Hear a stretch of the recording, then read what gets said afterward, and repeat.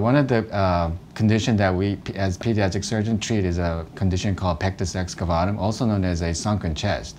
And these patients suffer from sometimes with shortness of breath, sometimes chest pain, sometimes with mental difficulties because they're ashamed of their appearance. So it affects their mind, which I think is not something that they should live with. So we came up with a method to alleviate the pain by actually freezing the nerve that affects the front part of the chest. So we freeze the intercostal nerve on both sides, and when this is done, the patient's front of the chest is numb for about 2 months. So after 2 months, the sensation comes back when all the pain has been gone. So patients are able to go home after the operation after 1 day, and after about a week, they're basically back to their baseline.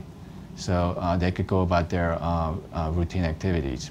We were the first institution to do this, and since we've started doing this for about 2 years, all the patients that we've applied this are very happy that they have this done because they heard about all the pain that they have to endure to go through this procedure, but now that they were the first few that they didn't have to suffer through like that other people have done, other patients have done. We're actually doing a prospective study on the mission-based side because generally this method has not been used for pediatric patients.